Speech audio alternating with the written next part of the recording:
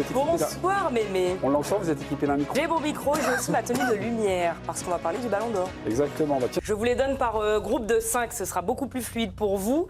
Jude Bellingham, Ruben Dias, Phil Foden. Le Ballon d'Or France Football 2024, puisque lorsqu'on regarde la saison, il y a des noms évidemment qui émergent, mais il n'y a pas un immense favori. Donc la question était de savoir, vous, si vous avez un Ballon d'Or, voilà, si vous deviez voter, vous voteriez pour qui, tiens, peut-être. Allez, habillage Ballon d'Or. Karine, vous me dites quoi? Vinicius qui émerge. Oui. Jérôme, Karine, Nicolas. Tout à fait. Quand vous... Et lui, le fer de lance du Real Madrid, il a été évidemment excellent. Il a marqué en finale de Ligue des Champions. La Ligue des Champions, c'est très important. En Copa América, lorsque le Brésil a été éliminé, il n'était pas là, il était blessé. Donc c'est dire aussi à quel point il est important. Et parce qu'il n'y a pas une évidence folle. Vinicius Junior a été élu, j'ai consulté. Cette émission, Bernard, Karine, vous aussi, vous vampirisez notre Timothée, mais sur ça d'abord, et puis après on ira voir Rodri.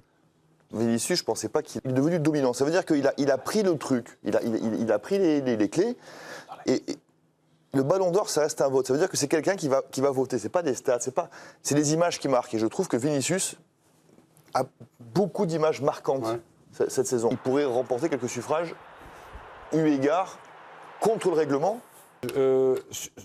Rodri, mais je vais vraiment... Il soutient l'un de ses joueurs, on va dire en face, un soutien, mais il n'est pas exclusif, quoi. Pep Guardiola. L'autre problème, c'est la dispersion des voix aussi, avec l'Espagne, puisqu'on a parlé de Carvajal avant. Le Ballon d'Or, c'est quand même très important. C'est un peu l'aura. Et c'est là où je rejoins mon président bien-aimé, que j'aime pas beaucoup. Ah voilà. La saison, il y a Nico Williams, il y a Yamal, il y a des joueurs comme ça. Alors c'est peut-être pendant l'Euro, peut-être que pendant l'Euro. Quelques images, parce que c'est toujours le mec qui va remplir de cocher les cases. Il n'y a pour moi aucun débat, c'est Carvajal. Mais il ne l'aura pas. Donc où on a un débat sur ce que nous on penserait logique. Ronaldo savait avoir des attitudes agaçantes dessus. Il me semble que Stoichkov, il a... Message. Virginie, message. Message de Rika Blanco de la Plateau. Je ne rigole pas. C'est le Il frère. s'insurge que Messi ne soit pas dans la liste des 30. L'Argentin a gagné la Copa América. Est-ce une erreur? Oui. C'est son frère. Non, c'est Rika Blanco de la Plata. Mais le problème, c'est qu'il n'y a que ça. Hein? C'est-à-dire que là, tu ne peux pas quand même passer à côté de 10 mois de compétition dans un championnat dont tout le monde se moque un petit peu et faire une bonne... Quoi? La MLS, moi, je ne vois pas trop de mal. Dave Apadou, membre du collège qui choisit les 30 finalistes, on l'écoute. Waouh. La Copa América. D'autres belles histoires vont s'écrire. On en a mangé, excusez-moi, on en a mangé et jusqu'à plus faim, tu vois. Et donc... Radia de médailles. Voilà ce qui s'est passé en contre-la-montre dans différentes catégories. 4 en or. 7 sur la piste il y a quelques jours, donc le vélo français, les multiples médailles, elle vient d'un...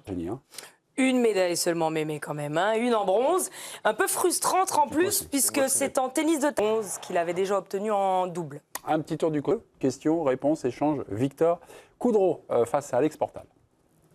Ils ont vécu vraiment le top de leur carrière. La suite, c'est quoi? Ça peut être que moins brillant, moins intense, non? Peut-être moins intense, oui. Moins intense, moins porteur. Mais c'est vrai qu'avec des disciplines qui vont garder un élan jusqu'à Los Angeles, là on vient de parler du paracyclisme, ça va être le cas. Je ne l'ai jamais vécu avant, mais on sait aussi qu'a priori on ne le vivra jamais après.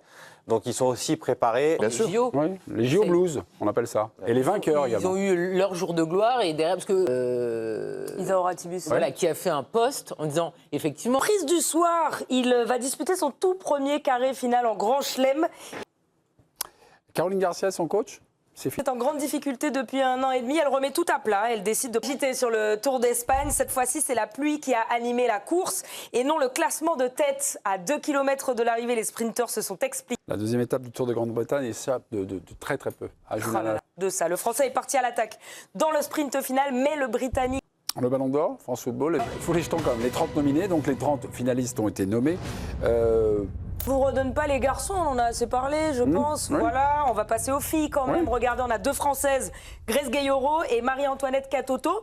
On retrouve aussi Barça, Lamine Yamal, Koubarsi, Garnacho, Arda Güler, Savigno, Kobe Menou et Karim Konaté. Qui ça peut être? Pas un énorme suspense sur les, Ouais, sur les c'est- Sur jeunes. les gardiens, il y a du suspense sur le Copa, non? Ouais, j'avais dit Ligue des Champions, Ligue des Nations. On aura vraisemblablement Mbappé en numéro 9, en avant-centre, avec Griezmann en soutien. Là, ce sont les images d'archives, hein, évidemment. C'est à huis clos. 2 informations mercato à présent qui concernent des joueurs qu'on connaît. On a Victor Osimhen qui rejoint officiellement Galatasaray. L'attaquant du Napoli est prêté 1 an. Qui Ice Watch Shot, truc soirée coquine. Petite fille de Paul Ricard qui a pris la parole, le fondateur de la marque, et la cousine de l'actuel PDG. Il n'y a pas sa place entre le business qui est devenu Ricard, qui est une réussite Tout à fait familiale et industrielle de nos jours exceptionnelle, Mais de s'associer à au plus grand club français aujourd'hui. Je comprends la logique de business, je comprends aussi que chaque territoire a une identité et que dans ce football, cette identité, on la perd un peu et que parfois... C'est Benoît Payan. Il demande quoi? Des explications? Oui, il s'est exprimé sur BFM Marseille. Je vais demander au PDG d'Autrichienne de First Vienne cet après-midi pour leur entrée en lice 9-0, rien que ça. Saint-Germain, par exemple. L'affaire Orado Gégou, les 2 rugbyman sont rentrés en France.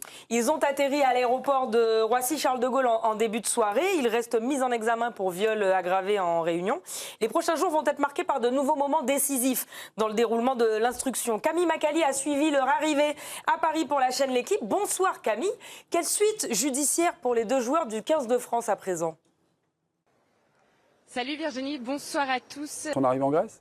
C'est ça, il va à l'Olympiakos, le Français. Il a mis un point final à son aventure en NBA, qui aura duré 12 ans quand même. Et demain, mais juste avant, il y avait une course d'exhibition, une course que tout le monde attendait parce qu'elle était entre 2 recordman du monde. Le perchiste Armand Duplantis contre le Norvégien Karsten Warholm, légende du 400 mètres haies. Et alors, ils se sont affrontés en duel face à face sur 100 mètres, qui est la distance reine de l'athlétisme. Qui Je gagne vous laisse découvrir. Je vous laisse découvrir gagne qui a gagné. Regardez. Il gagne. Kevin, Le chrono?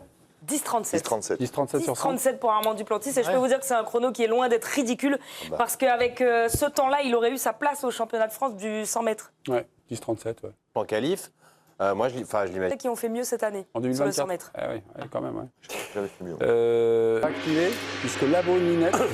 Sur le site Lick. Ok. Donc Cyril Linette, on revient maximum par club et baisser les salaires de 30%. Donc, Cyril Linette promet une cure d'austérité. 2 amis vont s'expliquer, enfin 2 anciens amis vont s'expliquer. C'est une mesure qui, pour vous, enterre le football français. C'est Bernard. On finira par vous, Timothée. Si vous voulez. On va se jouer à ça.